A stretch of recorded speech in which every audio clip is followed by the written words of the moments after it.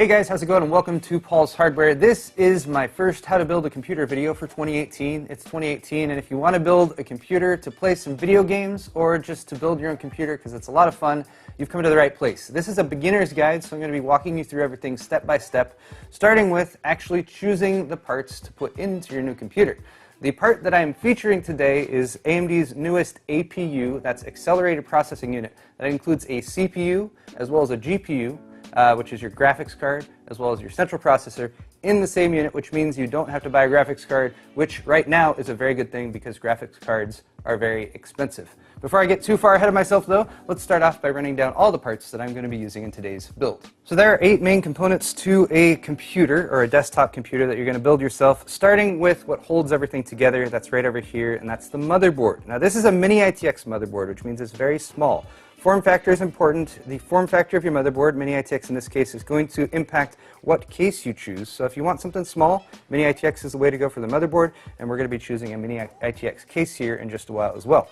You want to make sure that the socket at the center here is compatible with your processor. So the socket we're using today is AMD's AM4 socket, and that is of course compatible with our AMD Ryzen 3 2200G APU, so it's going to slot in right there. You've also got some other slots in here for memory, for example, over on this side, as well as places to plug in power, as well as some connectors for storage, and we'll get into that as we actually start the build. Next up is our processor. So this here is our 2200G from AMD, and again, this is both a quad-core CPU as well as a graphics card, not a graphics card, but your graphics capabilities are integrated into that as well.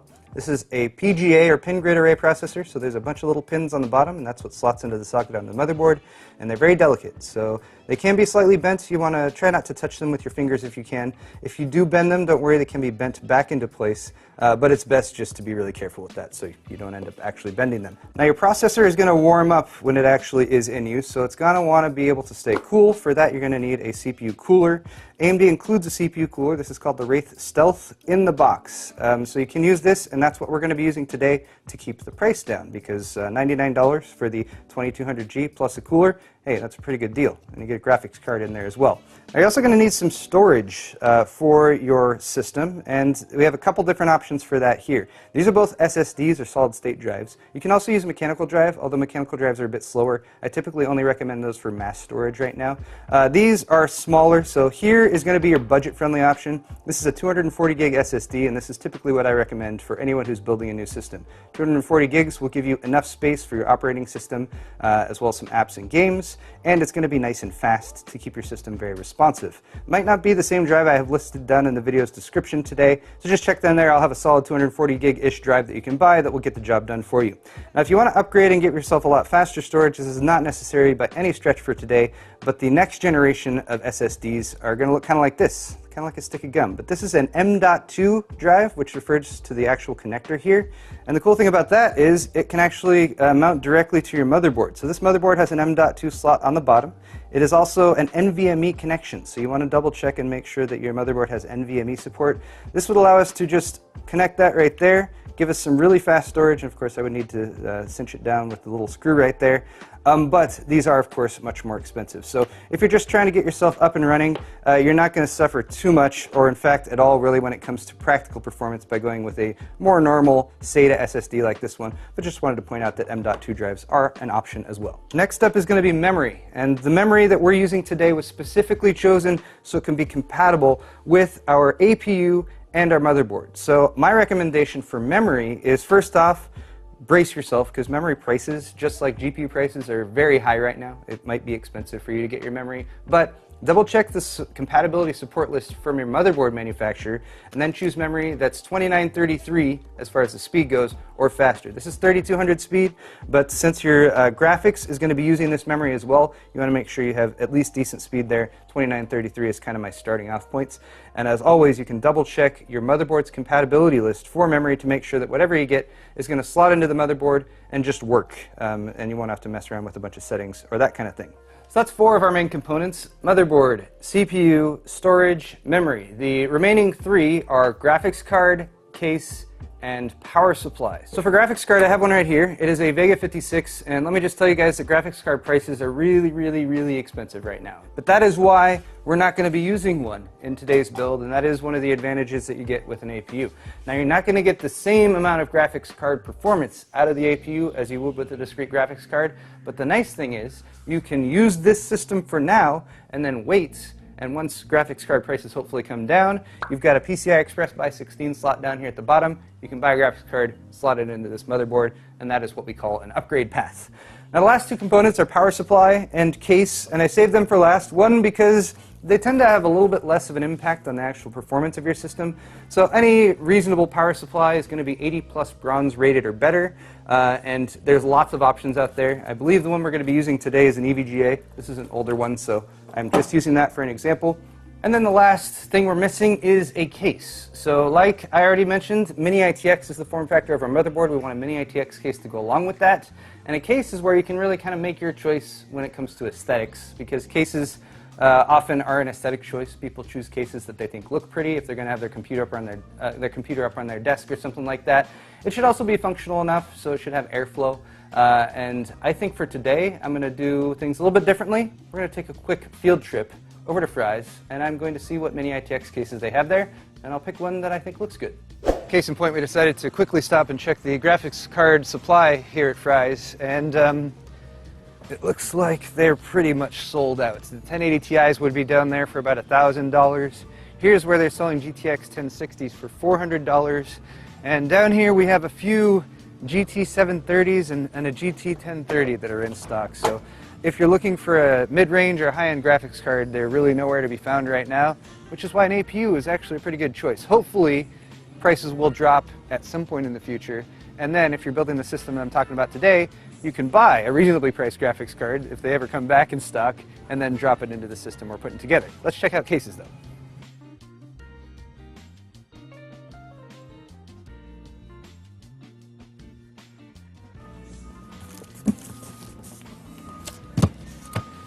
This is the Core V1, and it is a Mini ITX case, and I have actually never built in it. So I think this will get the job done. Alright guys, we're back from Fry's. We had some lunch, and now we're ready to build. So the case we decided on was the Core V1. This is from Thermaltake. It's a $50 case, and it was actually one of the only Mini ITX cases that they had there at Fry's. There were a few other ones, but they were crappy, so this is the one we decided on. Parts list, of course, is in the video's description again. And I've gone ahead and taken everything here and priced everything. And if you exclude the memory, the parts list we're looking at right now is about $365. Now the memory, if you get a 16 gig kit and you want fast memory and you want something that's compatible with Ryzen, is going to cost about $200 right now, which is pretty expensive. You can get a single 8 gig stick instead, which will sort of tide you over. You can get by for about $100. So ultimately, this entire system build is going to cost you somewhere between $475 and $575, depending on how much memory you put in it. Beyond the memory, though, we also have a power supply, of course. I've just gone with the Cooler Master V650. In the parts list, I've actually chosen a 550 watt, 80 plus bronze rated power supply from Corsair. That's about $50. That will get you by just fine. I'm using this one because it's what I have on hand. Beyond that, though, all the rest of the parts are the same ones that I've listed off, so it is time to get building. If you're building at home, you're pretty much only going to need one key piece of hardware technology, and that is a screwdriver. Phillips head screwdriver. Now, we might be using a few other things as I go on here, so I'll tell you guys those things as I move forward with them. But for the time being, we're going to go ahead and start by preparing the motherboard. And I'm already bringing in another piece of equipment, and that is just a soft rubber mat. Try to build on a non-conductive surface. Wood works just fine. A cardboard box is just fine. Just don't build on a metal surface like a table or something like that. Getting our motherboard unpacked, we're going to have inside the motherboard itself, of course, and we're going to have a few accessories that we want to keep ready to use. This is the I/O shield, the input-output shield, and that kind of lines up with the back of the motherboard. We'll install that in the case before we put the motherboard in. We're going to need a single serial ATA cable, and that is to connect up our SSD. And then we're also going to need the Wi-Fi adapter. Since this motherboard includes Wi-Fi, this is the antenna, and that's just so once we actually get the system up and running, we can connect that up. In order to connect it to Wi-Fi, download Windows and Windows updates and all that good stuff. Next, we'll unbox our processor. I've already used this one, which is why the seal is broken, but I repacked it to give you guys the exact same experience. Inside we have our processor itself and our heatsink fan. This is the Wraith Spire heatsink fan, and apart from the heatsink fan itself, you're going to definitely need to have some thermal paste. Now, if you're buying this brand new, you'll have some thermal paste pre-applied on the bottom of the Wraith Spire cooler, so that's what we're going to use today. It's already pre-applied, so you don't have to worry about it. Just don't touch it before you install the processor and get the heatsink fan installed as well. Next up, our CPU, and that comes in a little clamshell. Keeps it protected. Until you're ready to install this, probably keep it in here. And again, bear in mind there are a bunch of pins on the bottom of the CPU, and those are fairly delicate, so you don't want to bend those or anything like that. The CPU itself can be handled by the edges, most ideally. You want to minimize contact with the top here, as well as the pins on the bottom, and that's simply to keep oils from your fingers to getting all over it and that kind of thing. But all we're going to really be paying attention to is the orientation of the pins, of course, and then you're going to look at the corner. And on one corner here, you actually have a tiny little golden triangle. That golden triangle is very important. So keep an eye where that golden triangle is, and then take a look at your AM4 socket down here on the motherboard itself. You're going to have a little lever arm on the side, so just pull that out ever so slightly and lift it up. That will open the socket, and it's ready for the CPU now. Take the gold triangle of the CPU, line it up with the triangle that's sort of in the edge of the socket. So with the two corners lined up so they're in the same corner, just set the CPU straight down on top of the socket, and it'll drop down into place. This is what is known as a zero insertion force socket, which means you don't need to press down on that at all. If it doesn't drop in for you like mine did, just lift it up, flip it over, and take a gander at the pins on the underneath. You can look at them from the edge. Just make sure they're all straight. If they're not straight, I'll link a video where I go over some basic tips on actually correcting that and straightening out some motherboard pins. But it should just drop in like that, and if it does, go ahead and lower that little lever arm. That will hold it in place. It's not 100% secure, but it's secure enough for now for us to move on to the next step, which is to get the actual heatsink fan ready to mount. Okay, I've added yet another little piece of hardware here, and that is just a electric screwdriver. I'm just cheating a little bit. This mount for the AM4 socket will actually come with 4 screws and a couple little plastic retention brackets. And these are actually made for the older style of heatsink fans that AMD used to make. And even though they don't make that style anymore, they still have left that on there. Those actually screw into a backplate piece. So if I lift the motherboard up, you can see that backplate. And that backplate is what we're going to install the heatsink fan to. So that should stay in place, but bear in mind there's nothing holding it there right now, so you might have to kind of position it there as you mount the heatsink fan. If you lay everything flat, it should line up just as we're looking at right now.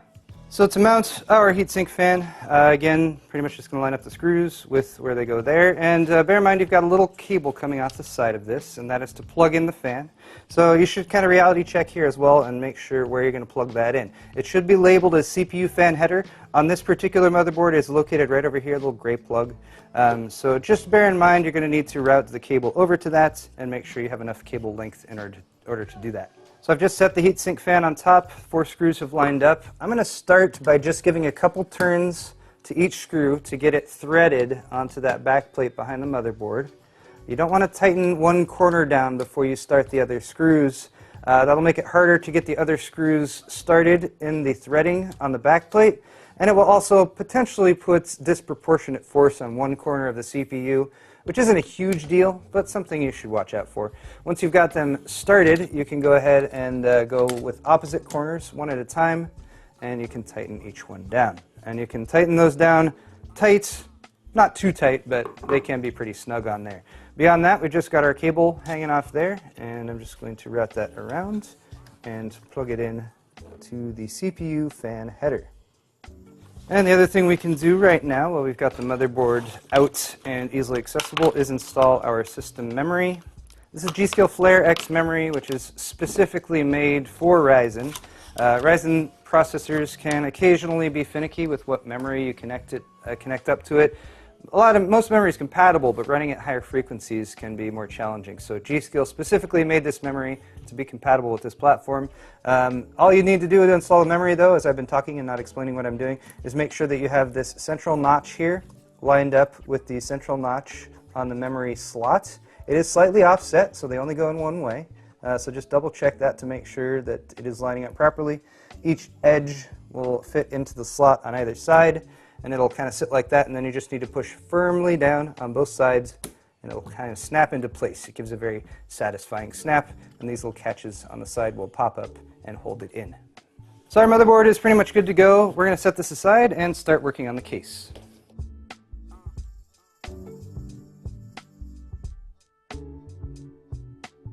So once you've got your case out of the box, give it a once over, make sure everything is not damaged. This case is very small, very boxy, but you're basically going to have two side panels on either side.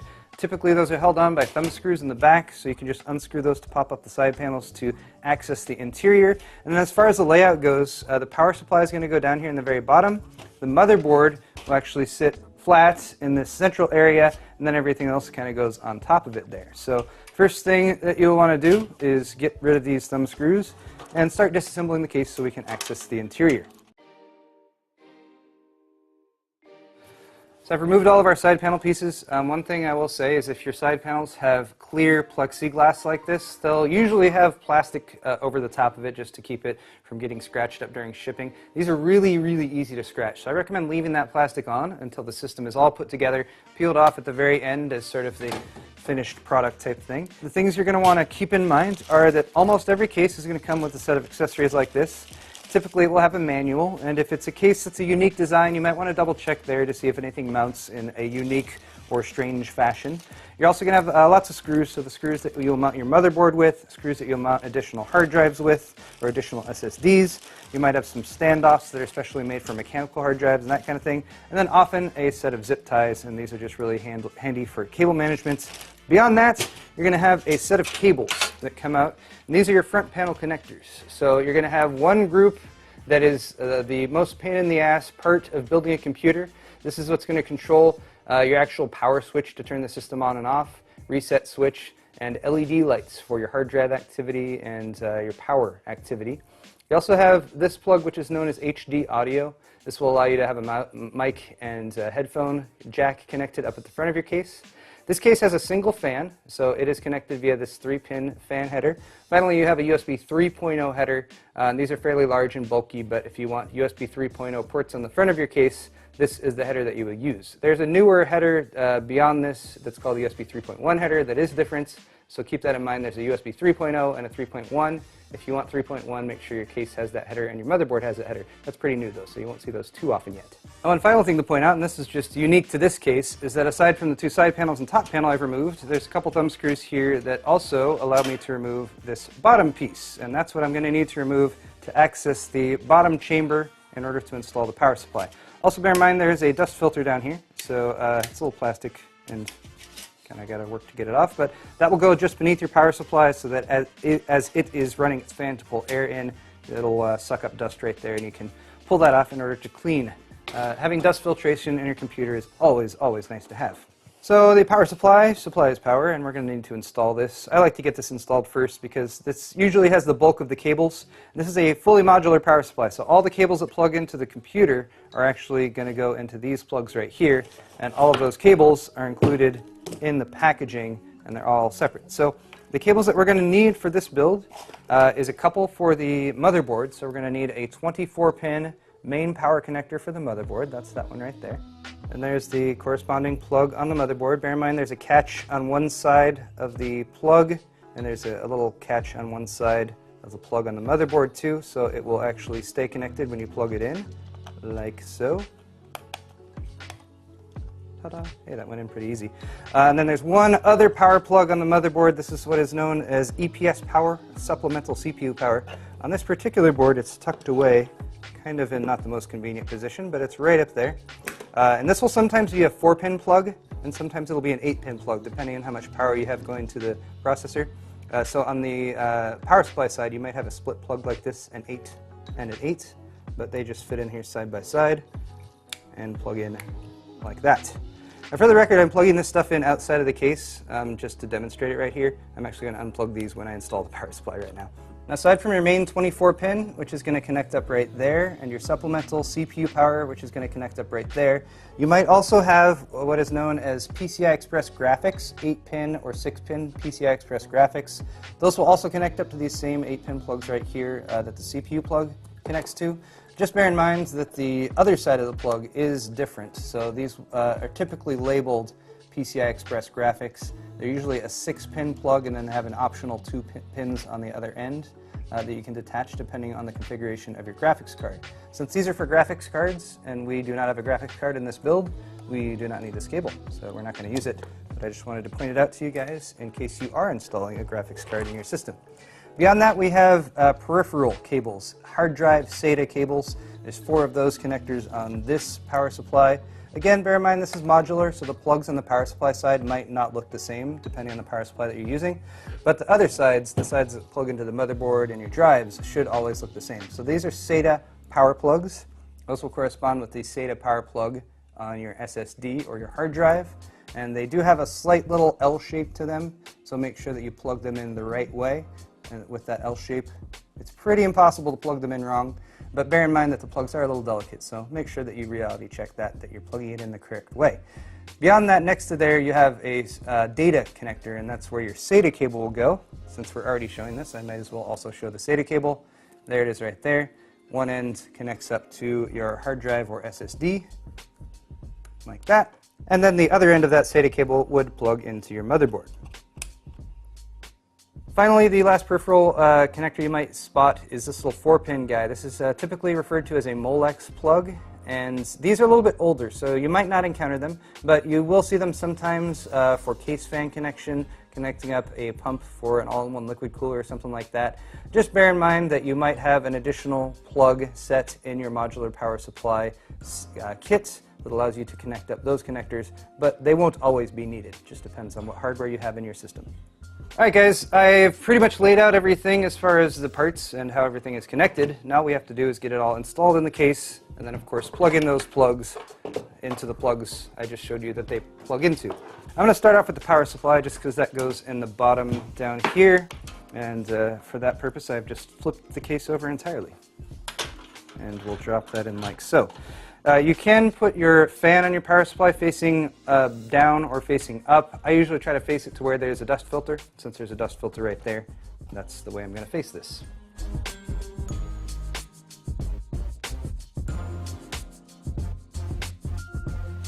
At this point, since I already showed you which modular cables we need, and we have easy access to the bottom of the power supply, I'm going to go ahead and connect those up.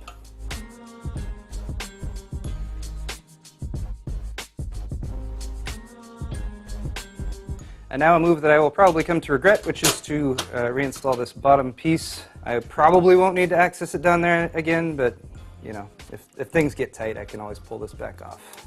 Now I've routed all these cables up here, kind of up. They're not where they need to be, but they're up here, so I can see what's what. And then at the bottom here is kind of where your motherboard will go, and there are 4 mounting points for this. 1, 2, 3, and 4. Bear in mind, since this is a mini ATX build, it's very small. If you're using a larger, like a micro ATX or a full-size ATX case, you might have 5, 6, 7, 8, or 9 standoff points. But make sure you have standoffs or the raised mounting points there. You do not want to mount the motherboard directly to the case. Forgetting standoffs is something, I don't know how common it is, but it's definitely something you want to avoid because it can damage your hardware if it's not done properly. Remember the I/O shield? That lines up with the inputs and outputs on the back of the motherboard, so just like that, but it's got to go in the case. And for the case, actually I have this little knockout part right here. If we line that up and apply pressure from the inside, it should pop into place. Depending on the quality of your I/O shield, sometimes this can be challenging, especially if the metal is flexing or that kind of thing. Use the butt of a screwdriver from the inside to push it into place if you have any trouble. Now that that is installed, we shall take our pre-prepared motherboard with the CPU and heatsink fan and memory already installed, take that I/O and line it up with the I/O shield that you just also installed, and then your 4 mounting points should line up with the 4 holes in your mini ITX motherboard. Now, if you're looking at the screws that came with your case, you might notice that some have this kind of finer thread like on the right here, and some have the kind of rougher thread like on the left here. The standoffs for your motherboard may be either one, so it's good to reality check beforehand. I actually got it right on the first try. It was the rough thread. UNC 632. Okay, one more piece of hardware to put in the case, and then we just got to plug everything in. This is a 2.5-inch drive, so most SSDs are going to be 2.5-inch drives like this one, unless you get an M.2 like I showed you guys at the beginning. And then you might have larger drives, 3.5-inch drives. Here's an example of one of those. These are much bigger, and they're usually mechanical drives, and they spin and they make noise and stuff like that. If you have one of those, it will be able to slot into a 3.5-inch drive mount. And this case happens to have two of those. These are held on by a little thumb screw. So with a touch of finagling, I was able to remove that tray. And this tray would be able to support a 3.5-inch drive like that one. And then sometimes the drives will mount through the sides. And if you're using a spinning drive like this one, you'd probably want to make use of these little rubber grommets here. Then screw the drive in through that. That will provide a little bit of dampening for the noise that a spinning mechanical hard drive might make. Or if you don't want to worry about your system making any noise with spinning mechanical hard drives, just go with all SSDs. Typically an SSD can mount to that same tray. It's also got mounts through the bottom, so we're going to do that. I mentioned the fine thread and the thick thread. This is where that fine threaded screw is going to go. This is an M3. Took me a sec, but it got there. So there's our last piece of hardware that needed to be mounted. Now mounted. So guys, at this point, I'm going to go ahead and start plugging stuff in, but for those of you who might be building a system like this with a graphics card, I wanted to point out that this is where you would install the graphics card, and it would go in this slot down here at the bottom. This is known as a PCI Express Graphics by 16 slots. It would basically line up like that. You'd slot in the PCI Express graphics slot down there at the bottom. You're also, of course, going to need to remove these two little brackets here at the back, and then there's usually some mounting mechanism at the top that will hold that all in place. And then, of course, just connect up your PCI Express graphic power to that, and you'd be all set to go. But again, we're not using a graphics card today, so we don't need to worry about that. So let's begin. Power plugs, 24 pin. There we go. Any excess cable, I'm just going to kind of feed back and try to tuck down here into this bottom section. Bottom section is our cable junk area, where we will put as much extra cable junk as possible. We also have the need for a SATA power connector over here for the SSD, so I'll go ahead and plug that in. While we're here again, let's go ahead and connect up the SSD's data connection via our little SATA cable here. Little clasp should pop into place. So we now have power and data going to the SSD. Power is connected to the power supply. Data cable from the SSD here to the plug on the motherboard that is directly behind it. We also have that awkwardly placed 8-pin supplemental CPU power. Next is our HD audio cable. This plugs in right up here, kind of near where that CPU power connector was. All of these connectors on the motherboard are all labeled on the motherboard itself, but the motherboard manual is actually a really, really good resource to go to if you're not positive where the actual plugs might plug into. Other than that, we just have the USB 3 and this extra fan plug for our front intake fan. So I mentioned how much I hate front panel connectors. They're always really annoying. These are, if you can see, they're kind of color-coded right there. The 9 or so pins that I'm sort of trying to point towards. Oh, that's really challenging. Anyway, they're all right there. They're all labeled, and I'm going to attempt to plug them in. Making this even more difficult is the fact that some of them are labeled plus or minus, positive or negative. The LEDs, power LED and hard drive LED, are the only pins you need to worry about that plus minus on. Everything else doesn't matter if it's plugged in one way or the other. Alright, those front panel connectors sure were annoying, but as you maybe can see, most of the cables going over to plug into the motherboard are kind of in this area right here. Beyond that, you will probably notice kind of a rat's nest of cables that's just down here in the front, up in front of the power supply. That's not a big deal because most of the air is coming in from the front of the case, and it's going to be flowing up here and over most of your components that you're worried about. Beyond that, I can go ahead and start putting the panels back on. So here's the top panel. Now if you're a superstitious person, then you should not put this final side panel back on. Leave at least one side panel off until you've started the system up. Make sure it's up and running. And now, as far as I can tell, this computer is all put together. So I'm going to flip the switch on the power supply in the back, and then I will test the power switch right up here in the front. Fans spin up. I've got an LED that's lit up on the side right here as well. And if you happen to have any LEDs that are part of your motherboard, for example, like my AB350N Wi-Fi motherboard from Gigabyte has some red LEDs on it, you should see those light up as well. Fans spinning, though, that's always a good thing. And that's pretty much all there is to it when it comes to assembling a computer like this. I will say, there's one last part I want to do right here. I am now allowed to do this.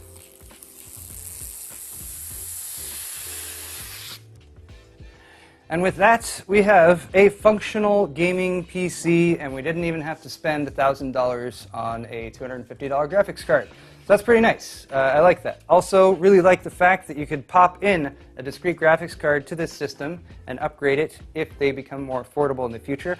I also like the fact that since this is an AM4 chipset motherboard, right now we've got a quad core in there. There's 8-core, like 1800X CPUs available for this same platform. So you could upgrade in the future to a system with a discrete graphics card and an 8-core CPU with 16 threads, which will give you a ton of performance for gaming and streaming, doing video editing at the same time. So a lot of versatility and flexibility in this system as well as this platform, which is why I was pretty excited that AMD was actually bringing these Raven Ridge APUs to market, especially learning that the 2200G is only $99 for the CPU and the GPU together in one. But guys, if you enjoyed this video, definitely hit the thumbs up